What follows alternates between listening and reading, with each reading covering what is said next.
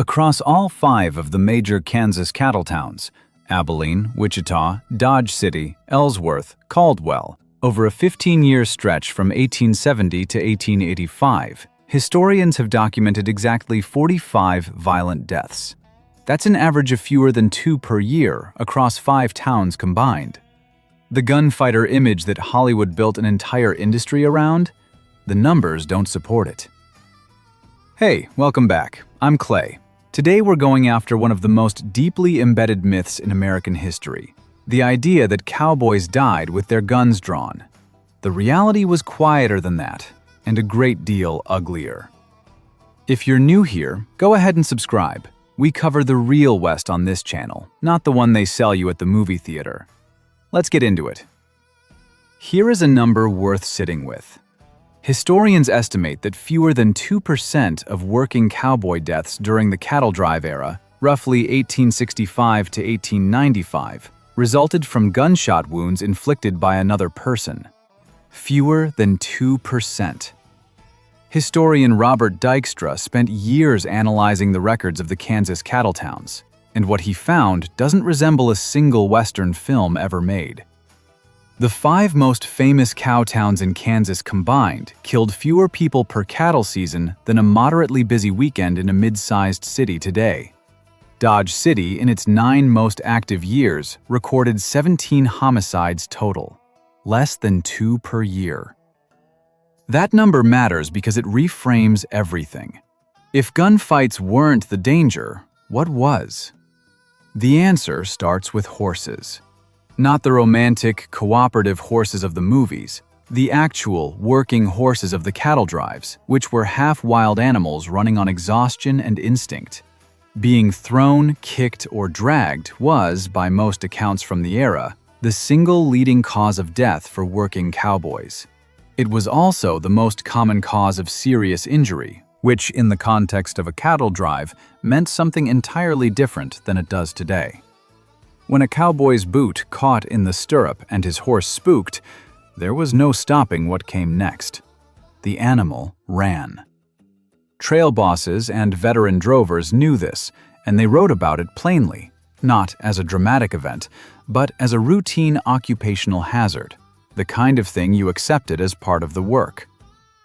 Primary accounts from trail hands on the Great Texas drives through the 1870s and 80s describe horse accidents with the same flat matter-of-factness used to describe fence repairs or lousy weather, because to them, that's what it was.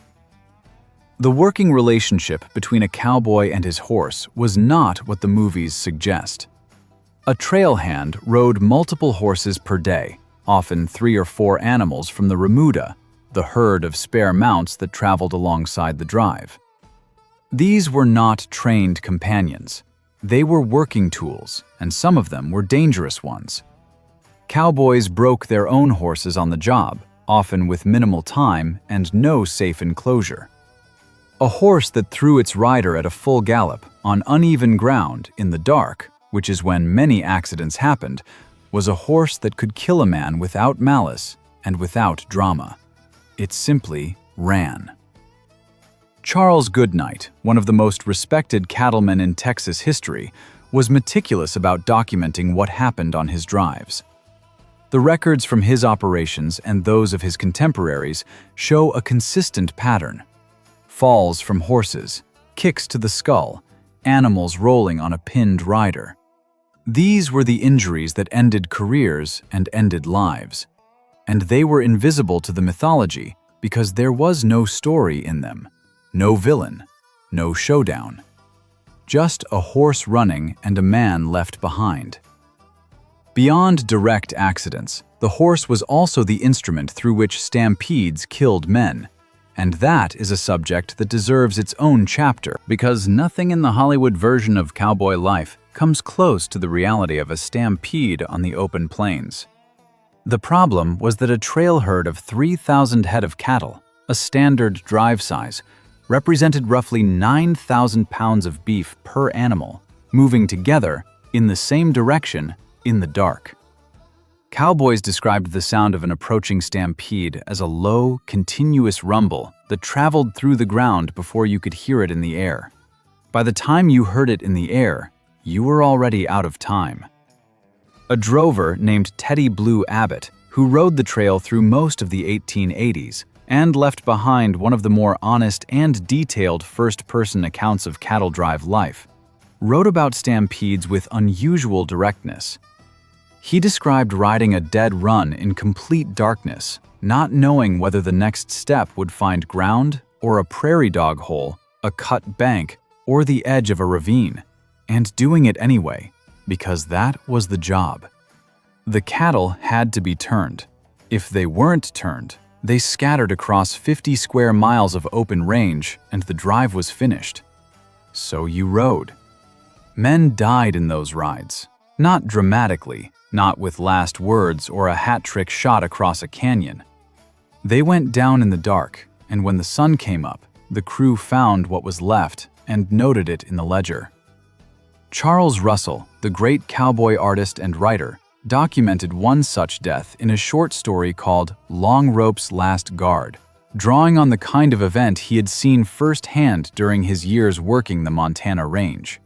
The accounts are remarkably similar across sources. A man is there, and then he isn't, and the cattle are still running, and the night goes on. The stampede and the lightning storm were, across most of the cattle drive era, the same event. Storms on the Great Plains moved differently than storms most people know. There are no mountain ranges to slow them, no substantial tree cover to interrupt the wind. And for a man on horseback in the middle of an open plain, there is nothing between him and the sky. The storms came fast. They arrived at night more often than not, and they brought lightning that drover accounts describe in terms that read today more like nightmare than weather report. Teddy Blue Abbott, who became one of the most cited first-person sources on trail drive conditions, wrote this without embellishment. Lots of cowpunchers were killed by lightning, and that is history. He was knocked off his horse by a lightning strike on 2 separate occasions. One Texas trail boss recalled a single storm in which 5 men were knocked off their horses simultaneously, and 7 horses in camp were killed outright. These were not freak events described as such. They were described as the kind of thing that happened in storm season. The implication throughout the primary record is clear. Lightning on the open range was not a rare catastrophe. It was a professional hazard with a body count. The mechanism connecting lightning and stampedes was simple and well known. A bolt near the herd was usually sufficient to send 3,000 animals in the same direction at once. Sometimes it was the thunder. Sometimes it was the static charge that built up before the storm hit. Trail hands wrote about seeing the electricity crawl along the horns of the cattle and across the ears of their horses, a phenomenon they called foxfire. John Kendrick, who came up the trail in 1879, recalled nights where the only visible thing was the light running along the cattle's horns and the glow of electricity moving across the ground itself. Then the herd moved. And if a man survived the stampede and the lightning, the cold could still take him. The northern ranges of Montana, Wyoming, and the Dakotas operated on a different calendar than Texas. The cattle seasons overlapped with winters that were not the mild inconveniences of the southern plains. They were documented killers. The winter of 1886 to 1887, called the Big Die-Up by the men who survived it, is the single most destructive event in the recorded history of the American cattle industry, and it killed cowboys along with the cattle. The setup was a drought summer. By the time the first snows hit in November of 1886, the ranges were nearly stripped bare and the cattle were already weakened. Then the blizzards came. A 10-day storm swept in on the 9th of January, 1887. 16 inches of snow fell in as many hours. Temperatures at Bismarck, North Dakota dropped to 43 degrees below zero. At Glendive, Montana, unofficial readings touched 35 below. A brief thaw followed, a Chinook wind that melted the surface snow, and then an Arctic blast locked the water into a layer of ice across the range, sealing whatever forage remained under a surface cattle could not break through. Men went out to try to save the stock. Some of them did not come back. The accounts from ranchers, from trail hands, from frontier correspondents describe cowboys found frozen in the open, having lost their bearings in a whiteout. Ranch hands from the XIT Ranch in the Texas Panhandle, from operations in Montana, from the Dakota ranches invested in by men including the future President Theodore Roosevelt, all of them have entries in the historical record about hands who went out and were found days later, or not found at all until the spring thaw.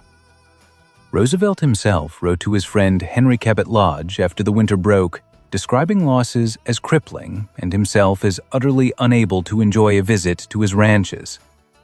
He had invested heavily into North Dakota operations. The losses nearly broke him financially. For the working cowboys who survived, the men who actually rode for wages with no capital behind them and no ranch of their own, the losses were of a different kind. Their employers went bankrupt. The outfits that had offered steady work and the traditional courtesy of an open door through the winter simply ceased to exist. The cowboys who once could count on riding the chuck line, moving from ranch to ranch, trading labor for meals and a place to sleep, found those ranches empty or locked. And what do you think? Could a man have stayed alive through that winter with nothing but his horse, his bedroll, and 60 miles between him and the nearest town? Drop your answer in the comments. Before the blizzards of 1886, before the lightning and the Stampedes, there was the river crossing. And the river crossing was, across every trail from Texas to the northern ranges, the place where the drive held its breath. The Chisholm Trail crossed the Red River on its way north out of Texas. The Red River was not a fixed obstacle with a known depth and a predictable current. It was a braided, shifting, red-silted waterway that could be ankle-deep on a dry week and a quarter-mile of racing floodwater after rain in the watershed 200 miles south. Cowboys crossed it, not knowing what they were entering. There were 4 established crossing points: Ringgold, Red River Station, Rock Crossing, and Doan's Crossing, and all of them had graves nearby. A trail driver writing about one of the early crossings at Doan's Crossing noted, matter-of-factly, that the crossing had been in use for only a year or two, and already 5 graves stood on the near bank, one of them less than 10 days old. That was the note of a man describing occupational context, not tragedy. He was warning the reader about what the river could do, and he did it by pointing at the ground. George Duffield, a drover who kept a diary of his 1866 drive north from Texas, recorded a single line for the 31st of May. One of the party drowned today. His name was Carr. Several narrow escapes, Duffield wrote, and I was among them. That was the entire entry for a day on which a man died. The work continued. The cattle still had to get across. Swimming cattle across a flooding river required cowboys to enter the water on horseback and maintain the lead animals in the crossing. If the lead steers turned back, the whole herd reversed, and the cattle pile-up in the current could take men and animals down together. Henry Coates, riding point on one such crossing, had his horse go under midstream. The leaders turned. The whole herd reversed in the current. The chaos that followed nearly drowned several more men before the crossing was abandoned for the day. This was a documented incident from a named drover, recorded in first-hand accounts that historians have cross-referenced against multiple trail records. The Arkansas River was another consistent hazard on the drives through Kansas. Flash flooding on that river killed animals and men with the same indifference the Red River showed. Michael Grauer, curator of the National Cowboy and Western Heritage Museum, has noted that drowning happened all the time on the trail, not occasionally, not in famous incidents, but routinely, steadily, and largely without monument. The graves of the men who went down at river crossings are, as he put it, virtually all unmarked. This is the part of the story that gets replaced in popular memory. The river crossings were not the backdrop for a gunfight. They were not the setting for a hero's moment. They were simply where a substantial number of working men died quietly, in cold water, trying to move cattle north for wages that amounted to roughly $30 a month. They left no dramatic record. Their names, when they appear at all, appear in a single line of a diary or in the note beside a grave that the grass covered in a season. The drives that survived the rivers and the lightning and the stampedes and the ice then faced a reality that most surviving accounts mention with the same tone as everything else: the medical reality of the open range. A broken arm in 1880 was not a broken arm. It was a problem that required a doctor within a reasonable time frame, or it became something else: an infection, a misset bone, a fever that took hold in the tissue and moved toward the chest. On a cattle drive, the nearest physician could be 100 miles away, and the trail did not stop moving for an injured man. The chuck wagon carried a limited medicine kit. Trail cooks, who doubled as the closest thing a drive had to a medic, kept laudanum for pain and a saw for the worst cases. Amputation was not a last resort in the 1880s. It was often the first serious option for a limb injury with signs of infection, because surgeons knew from experience what an untreated infection in a limb became within a week. But there was no surgeon. There was the cook, and there was the laudanum, and there was the open sky and the next river crossing still ahead. The references in trail accounts to blood poisoning are frequent enough to be unremarkable. A man was kicked by a horse. The wound was cleaned and wrapped as well as it could be. By the time the drive reached the railhead, he was dead or very close to it. Andy Adams, whose Log of a Cowboy is considered by historians one of the most accurate accounts of trail life ever written, he called it only slightly fictionalized, describes injuries handled with a pragmatism that reads today as brutal. Because it was.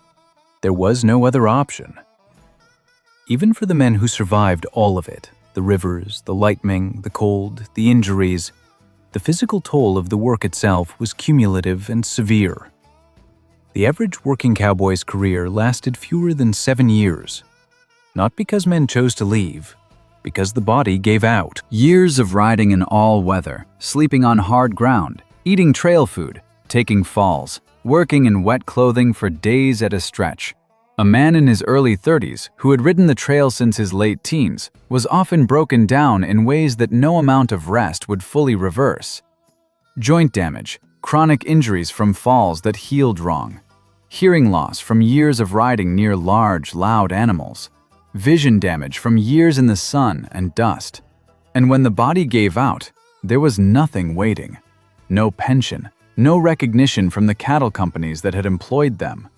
The industry that depended entirely on the labor of young men willing to take lethal risks for $30 a month had no mechanism for those men when the work was done.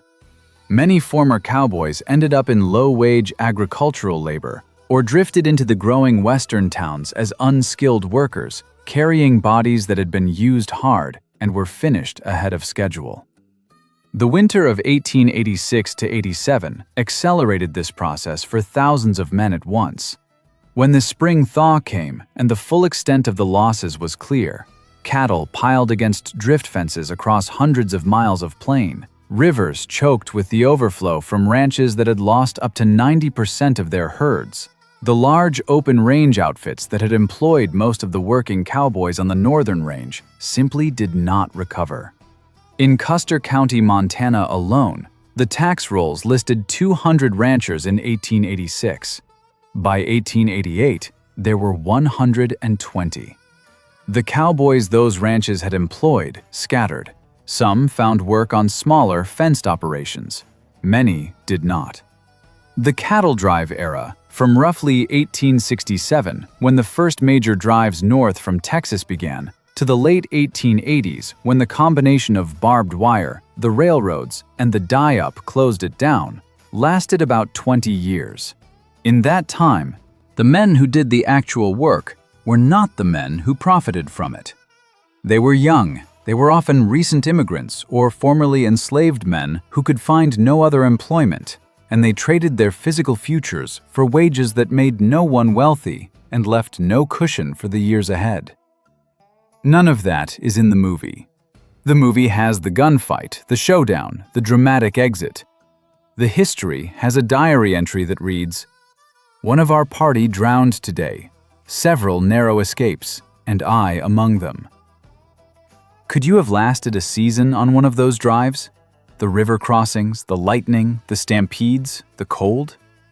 Let us know what you think in the comments. And if this is the kind of history that interests you, subscribe and stay with us because we are just getting started.